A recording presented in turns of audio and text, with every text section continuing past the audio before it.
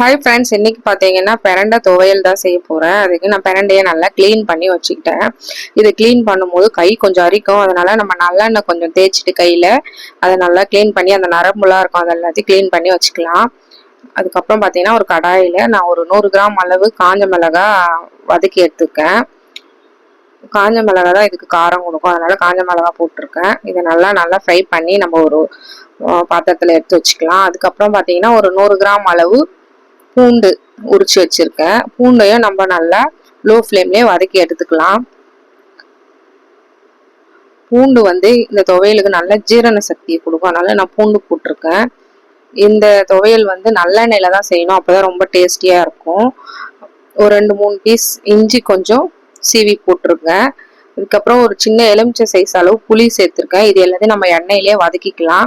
இது நல்லா எண்ணெய் வதங்கிட்ட பிறகு நம்ம கிளீன் பண்ணி வச்சிருக்க பிரண்டையை போட்டு வதக்கிக்கலாம். லோ ஃப்ளேம்லேயே நம்ம வதக்கி எடுக்கணும். இந்த பச்சை வாசனை போகிற வரைக்கும் நம்ம வதக்கி எடுத்துக்கலாம். இந்த பிரண்டை துவையல் மூட்டு வலி இருக்கிறவங்க சாப்பிடலாம். அதுக்கப்புறம் பசியின்மை இருக்கிறவங்க சாப்பிடலாம். எலும்புகளுக்கும் நல்ல ஸ்ட்ரென்த்து இந்த பிரண்டை துவையல். இப்போ நம்ம மிக்சி ஜாரில் போட்டு எல்லாத்தையும் நல்லா ஃபைன் பேஸ்ட்டாக அரைச்சிக்கலாம். பாருங்கள், இந்த அளவுக்கு அரைச்சிக்கணும். இப்போ நம்ம இதை ஒரு கடாயில் மறுபடியும் எண்ணெய் விட்டு நம்ம தாளித்து எடுத்துக்கலாம். ஒரு 50 கிராம் அளவு நல்லெண்ணெய் விட்டுருக்கேன். இப்போ நம்ம அரைச்ச பிரண்டையை அதில் சேர்த்துக்கலாம். சேர்த்து நல்லா லோ ஃப்ளேம்லேயே நல்லா ஃப்ரை பண்ணி எடுத்துக்கலாம். இது ஆறின பிறகு நம்ம ஒரு டப்பாவில் போட்டு சர்வ் பண்ணி வச்சுக்கலாம். இப்போ பாருங்கள், நான் சுட சாதத்தில் டேஸ்ட் பண்ணி என் பொண்ணுக்கு கொடுக்க போகிறேன். நானும் டேஸ்ட் பண்ணியாச்சு. இப்போ என் பொண்ணு டேஸ்ட் பண்ண போகிறா. எப்படி இருக்குன்னு சொல்லுவா பாருங்கள்.